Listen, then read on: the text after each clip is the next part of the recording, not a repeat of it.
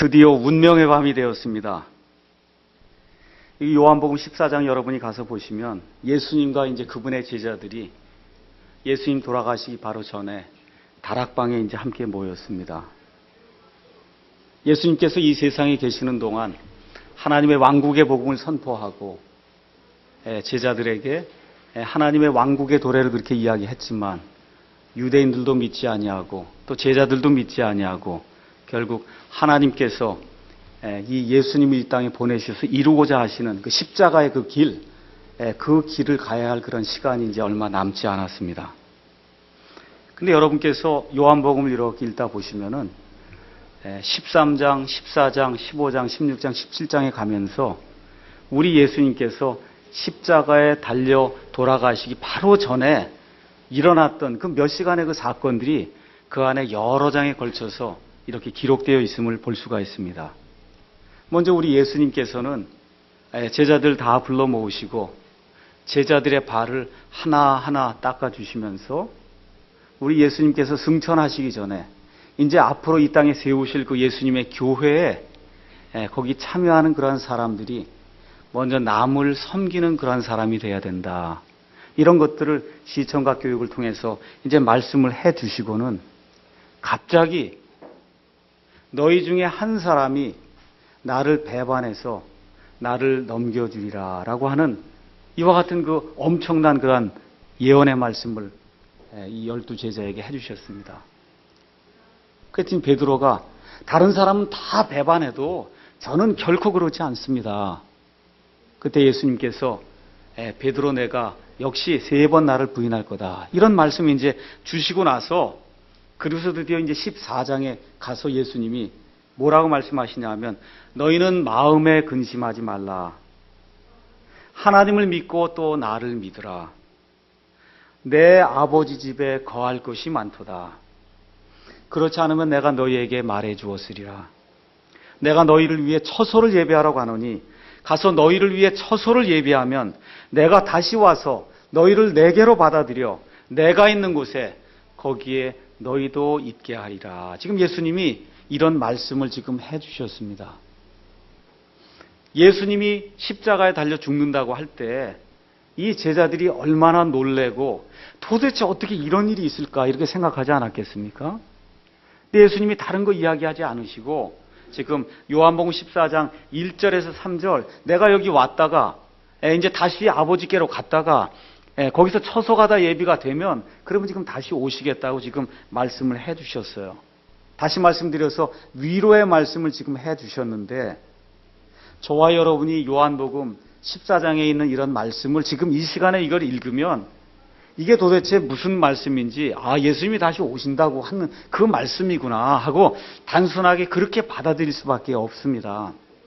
왜 그러냐 하면 21세기에 사는 대부분의 사람들은 여기 지금 요한복음 14장에서 우리 예수님께서 내가 왔다가 다시 아버지 집에 갔다가 다시 처소를 예비하고 다시 이 땅에 와서 너희를 내게로 받아들이라고 한 그 말씀이 뭘 이야기하는지 실질적으로 유대인들의 관습을 모르기 때문에 그래서 성경을 자세히 연구하지 않으면 그게 무슨 말씀인지 21세기에 사는 사람들은 알 수가 없습니다. 근데 지금 예수님은 그 모든 유대인들의 결혼 풍습을 알고 있는 그 제자들에게 너희들 이거 알고 있지 않냐? 결혼하려면 이런 일이 있어야 되지 않느냐? 그 결혼하는 그런 유대인들의 관례에 따라 내가 지금 여기 왔다가 다시 내 아버지 집에 갔다가 그래서 지금 처소가 다 예비가 되면 다시 너희에게로 와서 내가 너희를 다시 데리고 그리고 내 아버지 집에 가겠다. 지금 예수님이 그렇게 이야기를 하고 있습니다. 그래서 저와 여러분이 이 요한복음 14장에 나와 있는 예수님의 그 재림의 약속 이거를 제대로 이해하기 위해서는 먼저 뭐를 이해해야 되느냐 하면 유대인들의 결혼 풍습이 어떤가 이걸 우리가 잘 이해해야 예수님이 제자들에게 얘기했을 때 제자들이 수긍을 했거든요. 그게 뭘 듣고 그렇게 수긍을 하게 되었는지 저와 여러분이 이 말씀을 읽을 때 이제 같이 이해할 수가 있습니다. 자, 유대인들의 그 결혼 풍습을 가서 보시면 첫 단계는 정혼이라고 그럽니다. 정혼은 결혼 계약을 확립하는 그러한 단계입니다. 그러니까 예수님 당시에는 어떻게 결혼 계약이 성립이 되냐 하면 신랑 될 사람이 먼저 결혼해야 되겠다는 그런 마음을 가지고 결혼하려고 하는 그런 일을 주도적으로 시작하게 되어 있었습니다. 그럼 어떻게 하느냐? 신랑 될 사람은 자기 아버지 집을 떠나서 신부가 될 사람의 집으로 이제 가게 됩니다. 거기 가면은 누가 있냐면 신부의 아버지 거기 나와 있거든요. 그러면 그 신부의 아버지하고 어떻게 해야 되냐면 협상을 벌여야 돼요. 제가 저 신부하고 결혼하려고 하는데 지참금을 얼마를 주면 제가 저 사람을 내 아내로 맞아들일 수 있겠습니까? 그럼 아버지가 얘기하잖아요. 얼마 돈을 내시오. 그렇게 이야기를 하면은 그러면 그 지참금을 가져다 주고 그러고서는 신부를 돈을 주고 사야 됐습니다. 그러니까 지금의 남자들은 굉장히 행복한 거죠. 그렇죠? 돈을 내지 않아도 신부를 살 수 있으니까. 자, 그래서 이제 신랑이 동의를 하고 이제 지참금을 지불하면 그럼 뭐가 형성이 되냐 하면 결혼 계약이 이제 확립이 되고 이제 그 총각, 그 다음에 그 처녀는 어떻게 되냐? 공식적으로 남편과 아내가 됩니다. 그 결혼 계약이 성립이 되는 그 순간부터 아직 육체적인 그와 같은 접촉을 갖지 않았음에도 불구하고 공식적으로 이 남편과 아내라고 이제 불리게 됩니다. 그렇게 되면 그 처녀는 그 순간부터는 다른 남자하고는 전혀 상관이 없는, 그래서 오직 지참금을 받은 그 남자를 위해서만 완전히 분리가 돼서 구분된 그와 같은 존재가 됩니다. 그래서 이런 상태에서 이 처녀가 다른 남자하고 결혼을 한다든지 하게 되면 그러면 간음을 하는 거예요. 아무것도 한 게 없어요. 육체적으로 아직 남편과 아내의 이와 같은 예를 치르지 않았음에도 불구하고 결혼 그 계약이 일단 성립이 되면 이미 하나님 보시기에, 사람들 보기에 아내와 남편이 되는 겁니다. 자, 이제 이렇게 된 상태에서 신랑과 신부는 이렇게 잔에 담긴 포도즙을 같이 이제 마시게 됩니다. 이게 되면서 결혼 계약이 완전히 이제 성립이 되게 되는 겁니다. 그래서 이렇게 결혼 계약이 이제 성립이 되면 신랑은 신부의 집을 떠나서 자기 아버지 집으로 이제 되돌아가지요. 그래서 얼마 정도를 지내느냐 하면 대략 1년 정도를 아버지 집에서 지내면서 어떤 일을 하느냐 하면 아버지 집이 이렇게 있을 때 집 옆에다가 자기의 그 아내하고 같이 살 그와 같은 집을 조그맣게 짓습니다. 그런 집을 영어 성경에서는 맨션이라고 불렀어요. 우리가 요새 맨션 아파트라고 하는 그 맨션 알죠? 그 맨션이 지금 커다란 그런 집을 의미하고 있는데 이 킹제임스 성경이 쓰일 때 그 맨션이라고 한 단어는 원래 큰 집, 아버지 집이 있을 때 그 아들이 여럿 있으면 계속해서 몇 집을 지어야 같이 살 수 있잖아요. 그래서 그와 같은 집을 맨션이라고 불렀고, 그래서 우리말 성경에서는 그걸 거할 곳이다 이렇게 이제 이야기했습니다. 그래서 내 아버지 집에 거할 것이 많이 있다. 지금 그렇게 이제 이야기를 하고 있는 겁니다. 자, 이렇게 해서 아버지 집으로 자기 아내를 데려오기 위해서 약 1년 동안 떨어져서 열심히 맨션을 지금 짓는 겁니다.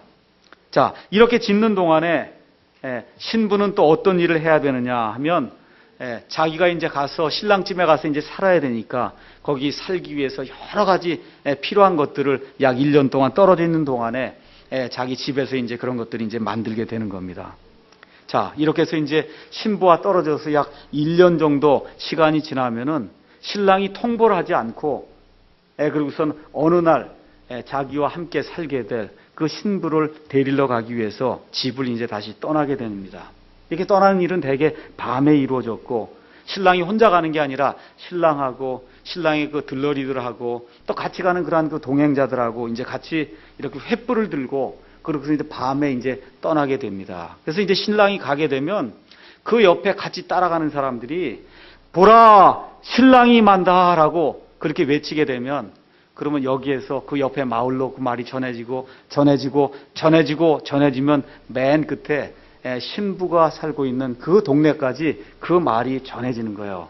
보라 신랑이 만다라고 이제 이야기하게 되는 그런 말을 듣는 그 신부는 1년 내내 항상 준비하고 있는 거예요.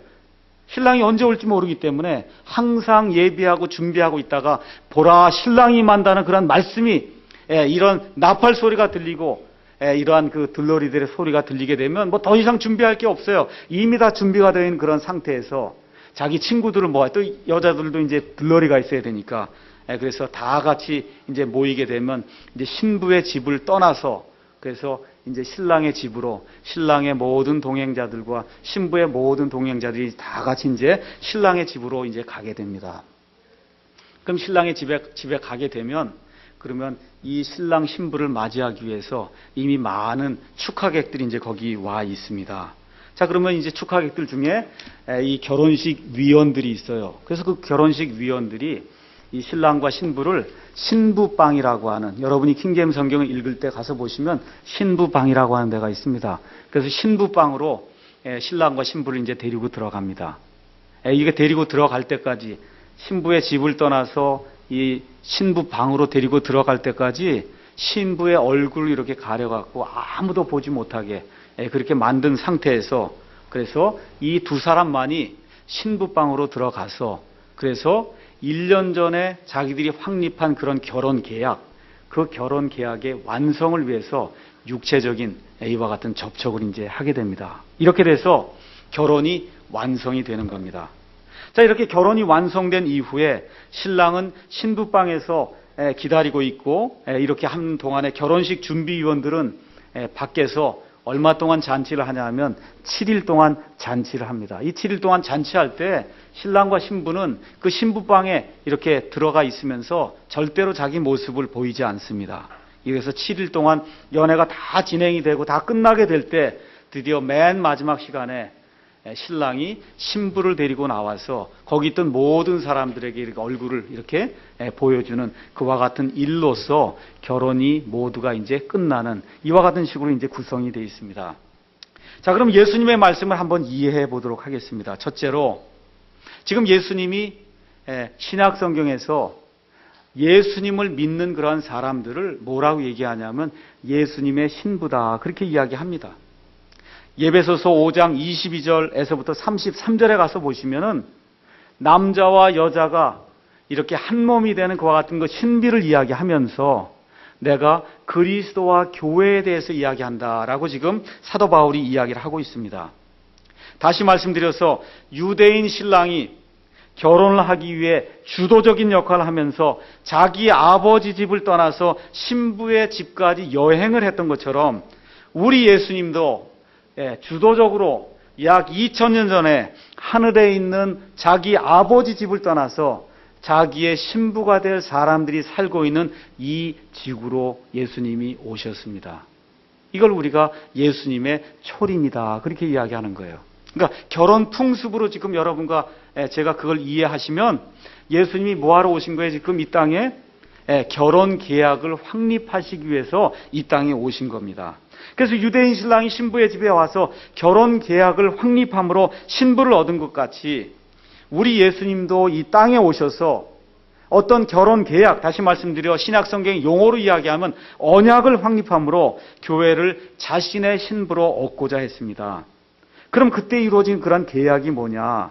그것이 방금 읽은 요한복음 14장에서 내가 아버지께로 갔다가 다시 온다고 하는 약속을 하던 바로 그 밤에 우리 예수님께서 어떤 일을 하셨어요?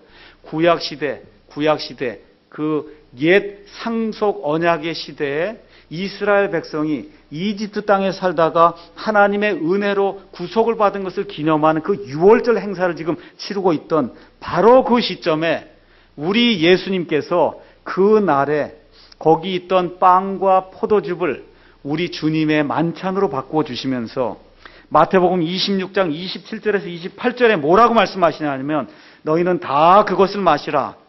이것은 죄들의 사면을 얻게 하려고 많은 사람을 위하여 흘린 나의 피, 곧 새 상속 언약의 피다라고 말씀해 주셨습니다. 다시 말씀드리면 내가 6월절에 이 빵과 피를 지금 주의 만찬으로 바꾸면서 새로운 상속 언약, 구약 시대가 아니라 새로운 그러한 그 시대를 여는 새로운 상속 언약, 그 피를 내가 지금 흘린다라고 이야기하시면서 우리 예수님이 처음으로 신약 새로운 상속 언약의 시대를 여시게 되었습니다. 자, 그런데 유대인 신랑은 신부를 그냥 얻는다 그랬어요? 아니면 뭔가를 지불해야 된다 그랬어요?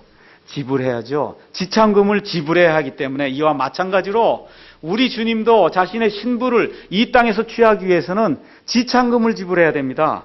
그래서 어떤 값을 지불하셨냐 하면 우리 예수님은 이 세상에 사는 사람들이 내는 것과 같은 그런 돈을 지불한 게 아니라 예수님이 가지고 계신 그 영원한 생명, 그 영원한 생명이 담겨있는 그 피를 저와 여러분을 자신의 아내로 맞아들이기 위해서 그 지참금으로 지불을 해주셨습니다. 그래서 사도 바울은 고린도전서 6장 19절 20절에서 도대체 무슨 말이냐? 너희 몸이 너희가 하나님에게서 받은 바 너희 안에 계신 성령님의 전인 줄을 너희가 알지 못하느냐? 너희는 너희 자신의 것이 아니니 주께서 값을 치르고 너희를 사셨느니라. 그런즉 하나님의 것인 너희 몸과 너희 영으로 하나님께 영광을 돌리라. 그렇게 이야기를 했습니다. 여러분, 이 구원에 대해서 다시 한번 생각해 봐야 되겠습니다. 저와 여러분 구원 얻기 위해서 저와 여러분이 한 일이 있습니까? 없습니까? 없죠. 아무것도. 그렇죠? 그런데 이 구원이 값싼 거냐 이거예요. 구원이 값싼 거예요? 아니에요. 하나님의 피를 가진 하나님의 아들께서 생명을 내어놓으시고 정말 어떤 사람도 살 수 없을 정도의 그와 같은 엄청난 가치의 그 하나님의 피를 흘려주심으로 말미암아 그래서 그 지참금을 내시고 저와 여러분을 아내로 맞아주시겠다고 우리 예수님께서 이 세상에 오셔서 바로 그와 같은 일들을 초림 때 하신 겁니다. 자, 이렇게 결혼 언약이 확립이 되면 유대인 신부가 오직 자기의 신랑만을 위해서 구분된 그런 존재가 된 것처럼 그렇게 되니까 어떻게 해요? 다른 사람의 소유가 될 수 있습니까? 없습니까? 없어요. 일단 결혼 언약이 확립이 되면 그러면 오직 이 신랑만을 위한 그와 같은 존재가 되거든요. 우리 주님의 신부인 교회 역시 예수님께서 흘려주신 그 피를 통해 새 상속 언약의 그 피를 통해 완전히 구분되어 오직 주님만을 위한 존재가 된다고 성경이 이야기하는 겁니다. 그러면 제가 아니면 여기 있는 성도님들이 예수님의 그런 아내가 돼서 구원받아서 아내가 되면 다른 사람이 이와 같은 지위를 빼앗아 갈 수가 있습니까? 없습니까? 있어요? 없어요? 한번 예수님의 신부가 되면 영원히 예수님의 신부가 되는 거예요. 맞습니까? 그래서 그걸 해병대에서도 한 번 해병이면 영원히 해병이다. 그걸 거기서 이제 따간 거거든요. 한 번 예수님의 신부가 되면 영원히 신부가 되는 거예요. 예수님이 지참금을 다 지불하시고 저와 여러분을 예수님의 아내로 맞아들이기로 결혼 서약을 했기 때문에 한 번 예수 믿고 예수님 안에 들어와서 예수님의 신부가 되면 이 세상 어떤 것도 우리의 신분을 바꿀 수가 없다. 성경이 그렇게 이야기하는 겁니다. 자, 그러면 유대인 신랑이 결혼 계약을 맺은 뒤에 계약이 확립되었음을 증명하기 위해서 어떻게 했다 그랬어요? 신부와 함께 포도주 그 잔을 마셨다. 그렇게 이야기했죠. 우리 예수님도 바로 그와 같은 일들을 하기 위해서 주의 만찬을 제정하심으로 말미암아 여기 남아있는 이 신부들이 계속해서 그 계약이 어떻게 이루어졌는가를 늘 기억할 수 있도록 그렇게 하나님이 만들어 주셨습니다. 자, 그럼 유대인 신랑이 모든 결혼 계약을 이제 확립한 이후에 신부의 집을 떠나서 자기 집으로 되돌아간 것처럼 우리 예수님도 이 땅에 오셔서 그래서 결혼 계약을 확립하셨으니까 이제 어떻게 해야 돼요? 그 다음 단계가 이제 아버지 집으로 돌아가야죠. 그래서 우리 예수님이 지금 아버지 집으로 돌아가신 거예요. 그럼 아버지 집으로 돌아가면은 그 유대인 신랑이 어떤 일을 한다 그랬습니까? 처소를 만든다 그랬죠. 그래서 저와 여러분을 위해서 저와 여러분이 살 수 있는 그와 같은 거처 맨션을 지금 만들기 위해서 지금 예수님이 거기에 맨션을 지금 짓고 있는 겁니다. 그래서 여러분과 제가 초림과 재림을 이렇게 이야기할 때 유대인들의 결혼 풍습을 이해하지 못하면 왜 예수님이 한 번만 오면 될 걸 왜 두 번 오는가? 이런 거 이해가 안 되는 거예요. 그러니까 지금 여기 유대인 제자들에게 마음에 근심하지 말라. 그렇죠? 내가 아버지께로 가서 처소를 지으면 내가 다시 오겠다. 지금 그런 이야기를 할 때 제자들이 결혼식 풍습이구나. 나를 아내로 맞아주셨구나. 그럼 어떻게 해야 돼요? 집에 가서 다시 거처를 마련한 이후에 다시 와야 되지 않습니까? 이걸 이해하니까 어떻게 된 거예요? 은혜가 되고 위로가 되었던 겁니다. 자, 그래서 유대인 신랑과 그 신부 사이에 결혼 계약이 확립된 이후에 어느 정도 일정 기간을 따로 떨어져 이렇게 살았던 것처럼 우리 예수님께서 초림 때 이 땅에 오셔서 결혼 계약을 확립하시고 지금 하늘나라에 가셨다가 다시 자기의 신부를 찾으러 올 때까지 지난 한 2000년 동안 저와 여러분이 또 믿음의 선진들이 예수님의 신부로서 지금 이 땅에 살면서 지금 신랑을 기다리고 있는 겁니다. 자, 그러면 이 따로 떨어져 사는 이런 모든 기한이 이제 차게 되면 드디어 유대인 신랑이 자기 신부를 찾으려고 이제 오게 되는 날이 있다고 이야기했죠. 마찬가지로 이 유대인 신랑이 자기 신부를 데리고 오기 위해서 누가 있었어요?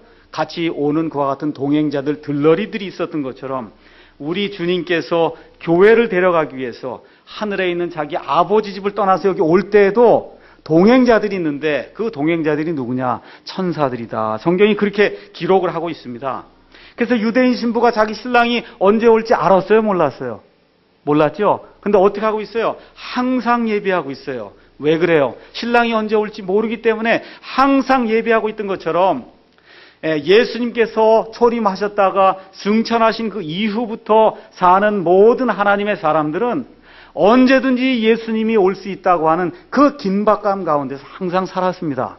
그래서 저와 여러분이 사도 바울의 서신서를 읽으면은 데살로니가 전서라든지 고린도 전서라든지 읽으면은 사도 바울의 그 서신서를 통해 뭘 알 수 있어요?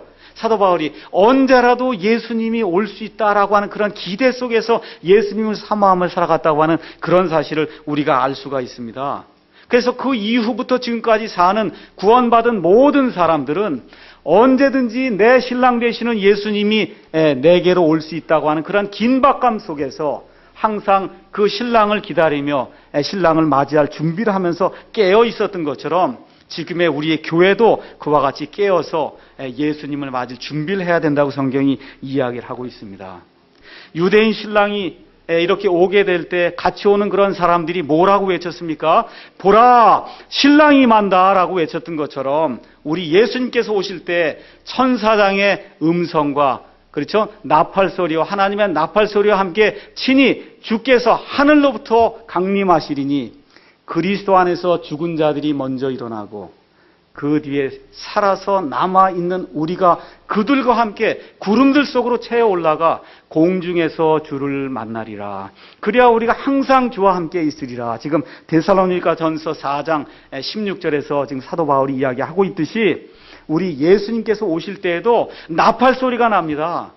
어떤 나팔 소리가 나느냐 하면 보라 신랑이 임하는도다 라고 하는 그와 같은 나팔 소리가 난다고 성경이 이야기를 하고 있습니다. 그래서 유대인 신부가 신랑을 만난 뒤에 어떻게 해요? 지체 없이 자기 집을 떠나서 신랑이 있는 아버지 집으로 간 것처럼 우리 예수님께서 공중에 강림하셔서 자기의 신부되는 모든 사람을 죽은 사람은 부활시키고 살아서 남아있는 모든 사람들은 휴거를 시켜서 이제 올라가게 되면 어디로 가는 겁니까? 신랑의 아버지가 있는 그 집으로 가는 거예요. 그래서 저와 여러분이 그와 같은 소망을 가지고 살고 있고 그래서 예수님 공중에 강림하실 때 우리가 죽지 않고도 하늘로 올라갈 수 있다는 그런 소망, 그걸 한마디로 휴거의 소망이다. 그렇게 이야기하고 있는 겁니다. 그래서 신랑이 임한다라고 하는 그런 나팔 소리가 임할 때 저와 여러분이 뒤에 거 생각할 거 아무것도 없어요. 순식간에 하나님께서 우리를 끌어올리시면 그러면 우리 몸이 영화롭게 변화가 돼서 그래서 하나님 아버지 계신 거기에 가서 설 걸로 그렇게 확신하고 살고 있습니다. 자, 그럼 신랑과 신부와 그들의 일행이 함께 이제 아버지 집에 도착을 하면 이미 누가 와 있다 그랬어요? 축하객들이 다 와 있던 것처럼 구약 시대의 그런 모든 성도들이 우리를 맞이하기 위해서 이미 하나님 나라에 와 있습니다. 유대인 신랑과 신부가 신랑의 아버지 집에 도착해서 육체적으로 한 몸이 되어 이미 오래전에 확립했던 그런 결혼 계약을 완성한 것 같이 우리 그리스도도 교회와 함께 신랑의 아버지 집이 있는 하늘에 이제 도착하게 되면 그러면 영적으로 이제 한 몸이 되어 이미 오래전에 예수님께서 초림하셔서 이 땅에서 새 상속 언약을 확립하셨잖아요. 그 확립하신 그 새 상속 언약을 완성하는 그와 같은 일이 이제 생기게 됩니다.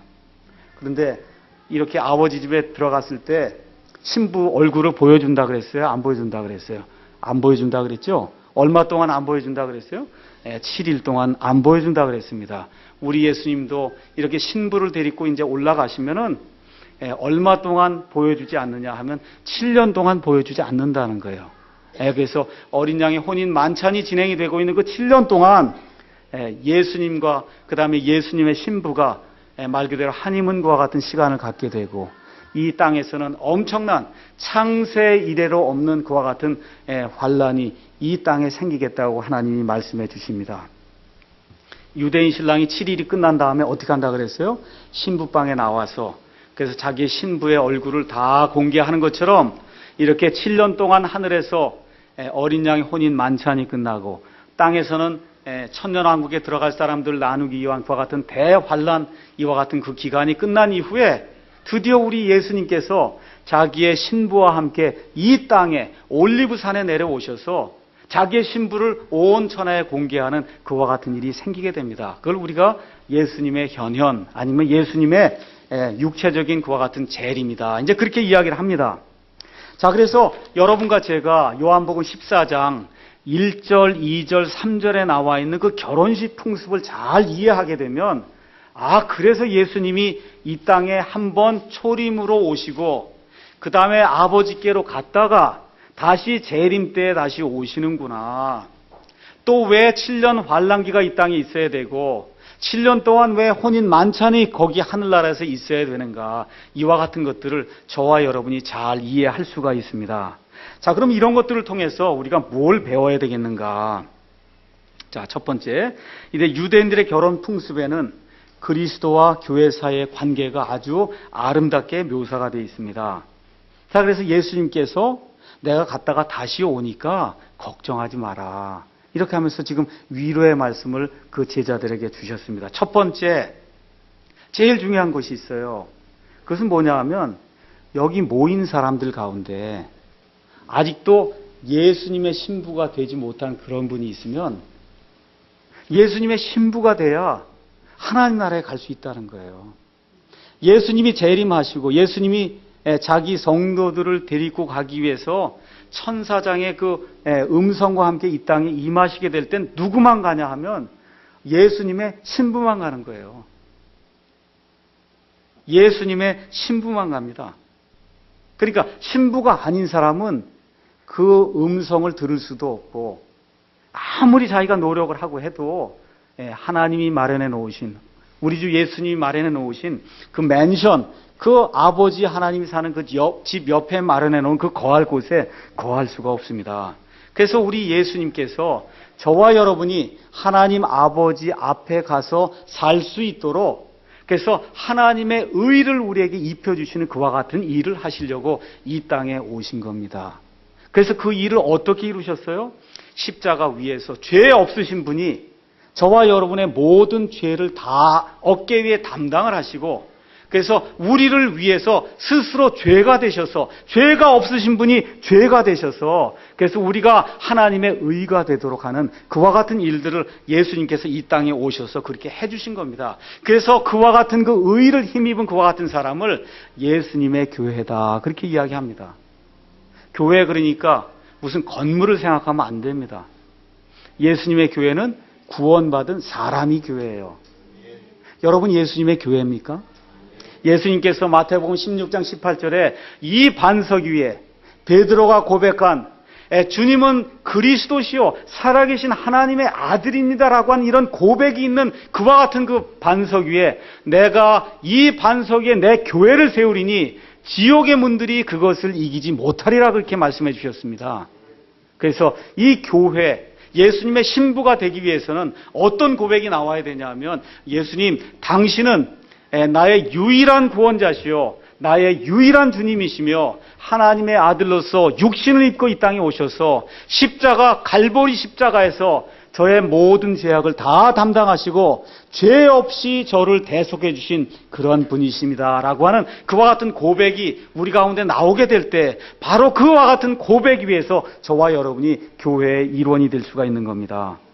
자, 그래서 목사나 아니면 라디오 설교자나 텔레비전에서 설교하는 사람이나 아니면 여러 가지 책을 읽는 사람들이 매번 예수 그리스도의 복음을 선포할 때마다 그 말씀을 통해서 저와 여러분이 어떻게 생각을 하셔야 되냐 하면, 아, 예수님이 나하고 결혼하자고 프로포즈 하는구나, 이렇게 생각을 하셔야 되는 거예요. 여러분, 유대인 신부가 프로포즈 이렇게 하는데 나 싫습니다 하고 하면 결혼 못하는 거 아닙니까? 그렇죠? 예. 지참금을 아무리 많이 갖고 와도 결혼이 안 되는 거예요. 예수님이 프로포즈해서 내가 당신을 내 아내로 삼고 싶습니다, 이렇게 하면서 복음을 이렇게 말씀을 선포하는데 나는 싫습니다, 그렇게 얘기하면 하나님이 아무리 큰 은혜를 갖고 계시고 은혜를 베풀려고 해도 은혜가 안 된다, 그 얘기입니다. 뉴욕으로 가려면 비행기를 타야지, 비행기 있는 것만 봐서는 그러면 뉴욕에 갈 수가 없어요. 우리 예수님께서 십자가에서 이 세상 모든 사람의 죄악을 다 담당하시고 그 모든 죄를 완전히 해결해 놓으셨지만 제가 받아들일 수 없습니다 하고 그 프로포즈 하는 걸 받아들이지 않으면 그러면 예수님의 신부가 될 수가 없는 겁니다. 그래서 우리 예수님께서 복음이 선포될 때마다 저와 여러분에게 뭐라고 얘기하는 거냐 하면, 나 예수는 죄인인 당신을 내 신부로 맞이하고 하나님 아버지 앞과 여러 증인들 앞에서 사랑 많고 신뢰할 수 있는 구원자와 신랑이 될 것을 약속합니다.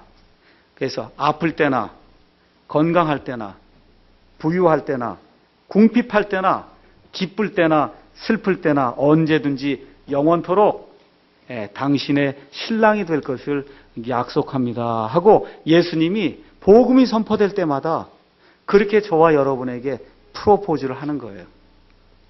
여기 와 계신 분들 대부분 다 결혼하신 분들이니까 뭐 남편이 먼저 프로포즈를 했든 아니면 아내가 먼저 프로포즈를 했든 하여튼 프로포즈를 받고 결혼하겠습니다라고 약속을 해서 그래서 지금 결혼한 거 아닙니까?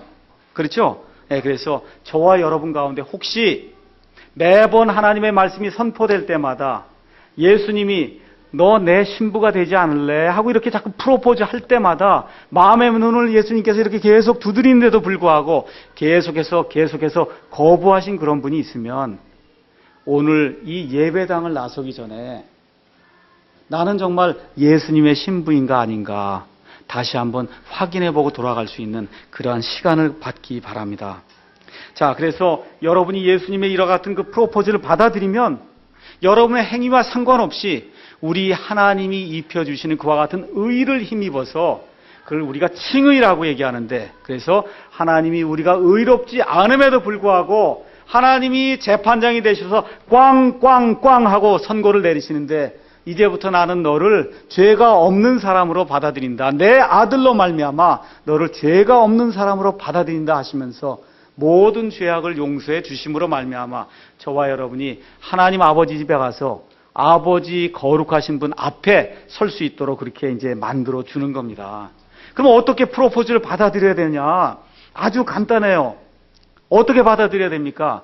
아버지 하나님, 아니면 주 예수님, 정말 저는 아무것도 하나님 앞에 내세울 게 없습니다. 제가 가지고 있는 모든 의는 더러운 누더기와 같습니다. 내 힘으로는 하나님 앞에 설 수 있는 그런 거룩함을 내 힘으로는 구할 수가 없습니다. 하지만 하나님의 말씀을 듣고 하나님께서 세상을 이처럼 사랑하사 자신의 독생자를 보내주셨으니 이것은 누구든지 그를 믿는 자는 멸망하지 않고 영존하는 생명을 얻게 하려 하십니다. 아버지께서 아들을 보내신 것은 세상을 정죄하려 하심이 아니요 세상을 구원하려 하십니다라고 하는 요한복음 3장 16절 17절에 있는 말씀을 제가 제 말씀으로, 제게 주어지는 그러한 말씀으로 제가 그걸 받아들이고 예수 그리스도의 의만을 힘입어서 하나님 앞에 나가려고 하오니 아버지 하나님, 나를 하나님의 아들로 받아주십시오, 하나님의 딸로 받아주십시오 하고 그 프로포즈를 받아들이기만 하면 하나님이 그 순간부터 그분을 받아들인 자, 곧 그분의 이름을 믿는 자들에게는 다 하나님의 아들이 되는 권능을 그분께서 주셨다라고 말씀해 주셨기 때문에 저와 여러분이 우리의 행한 것과 같은 의와 상관없이 하나님 앞에서 의로운 자로 예수 그리스도를 내 남편으로 둘 수 있는 그와 같은 아름다운 신부가 된다고 성경이 이야기할 수가 있습니다. 자, 둘째로 이제 구원받지 못한 사람도 있지만 구원받은 사람도 있거든요. 근데 아까 결혼 계약이 확립이 되면 금방 같이 사는 겁니까? 아니면 얼마 동안 떨어져 있어야 돼요? 떨어져 있어야죠. 지금 교회가 지금 대략적으로 한 2000년 지금 예수님하고 떨어져 있습니다. 이게 떨어져 있으면은 그러면 어떤 문제가 생기느냐 하면 세상에 마귀와 세상과 또 이 사람이 가지고 있는 그런 욕망이 들어와서 그래서 영적인 간음을 벌일 때가 많이 있다고 성경이 이야기를 하고 있습니다. 사도 바울이 고린도후서 11장 2절 3절에서 이러한 염려를 이렇게 표현했습니다. 내가 하나님께 속한 질투로 너희에 대하여 질투하노니 이는 내가 너희를 한 순결한 처녀로 그리스도께 드리기 위해 한 남편에게 너희를 정혼시켰기 때문이라.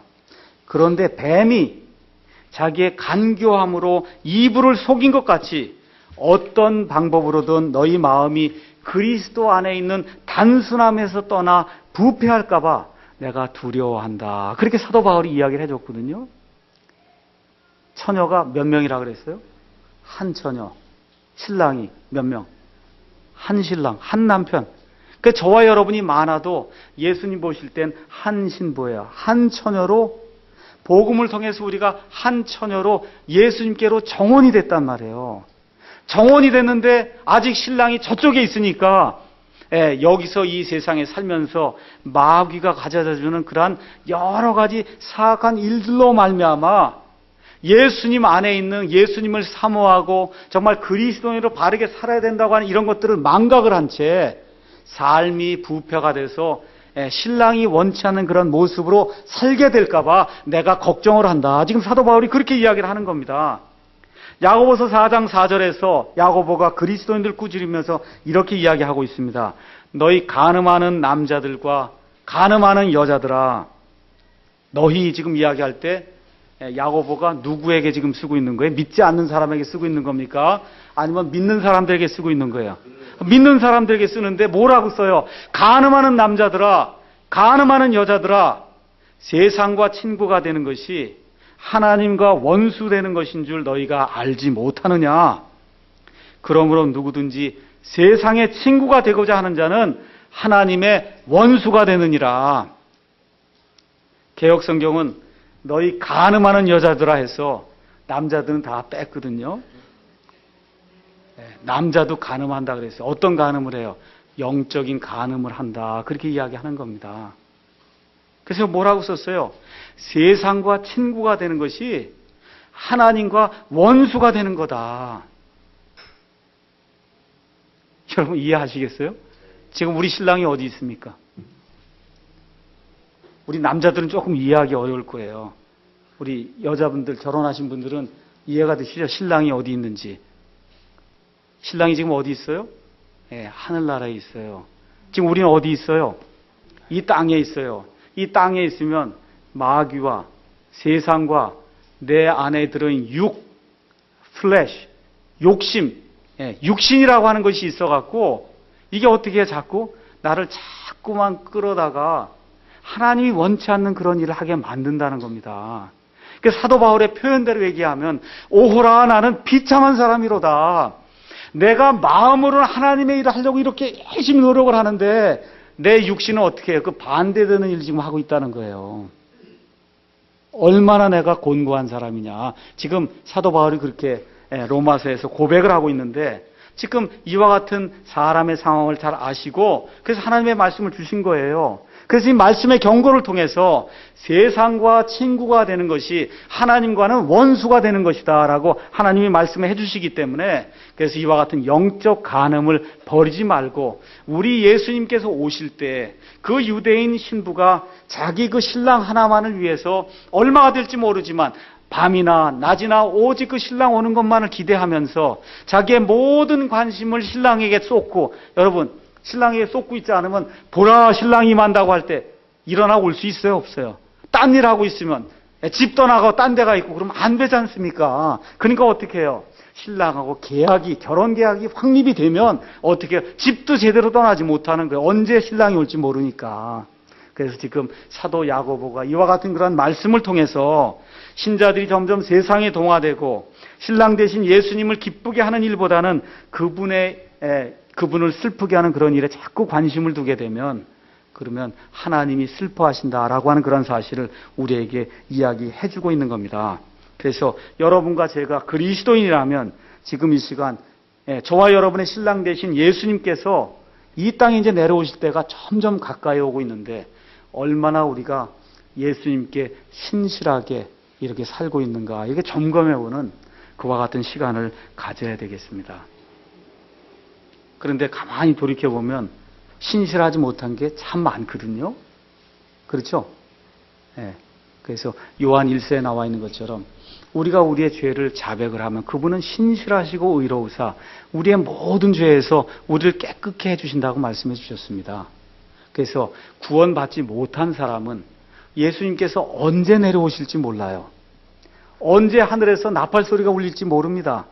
이와 같은 그 휴고의 긴박감을 생각해 보시면서 이 나팔을 여러분이 피해서 그 안에 들어가지 못하게 되면 7년 환란기라고 하는, 성경이 뭐라고 얘기했냐면 창세 이래로 없던 그와 같은 극심한 환란이 이 땅에 7년 동안 임한다 그랬습니다. 물론 그 안에서 구원받는 사람도 있어요. 그런데 그 안에선 거의 대부분의 사람들이 순교하지 않으면 구원받지 못한다고 성경이 이야기를 하고 있고, 또 하나는 이렇게 자유롭게 하나님의 말씀을 읽고 하나님의 말씀이 선포될 때도 구원을 받지 못하면 그와 같은 상황 속에서는 오히려 많은 사람들이 오히려 하나님을 배반하고 하나님을 원망하고 하나님을 비판하고 하나님을 어떻게 이럴 수 있냐라고 그렇게 이야기한다고 요한계시록 이야기를 하고 있습니다. 그러니까 지금 이 시간에 내 상태가 어떤가, 정말 하늘에서 하나님의 나팔 소리가 임할 때 정말 내가 예수님의 신부로서 눈 깜짝할 사이에 우리 몸이 변한다 그랬어요. 눈 깜짝할 사이에, 여러분 눈이 1분에 몇 번 깜짝하는지 아세요? 눈 깜짝할 사이에 우리의 몸이 예수님의 몸처럼 그렇게 영화롭게 변화가 될 때 바로 그 순간에 예수님과 함께 공중에 올라가서 그래서 영원토록 주님과 함께 있겠다고 성경이 이야기를 하고 있습니다.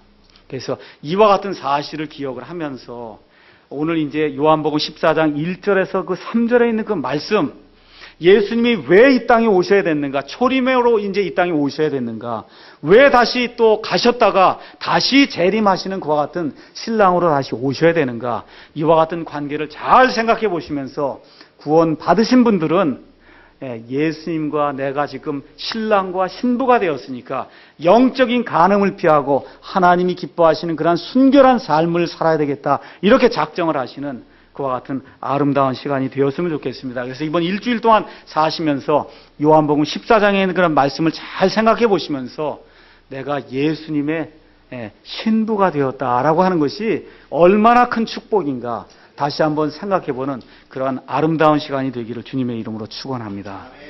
기도하시겠습니다. 아버지 하나님 감사합니다.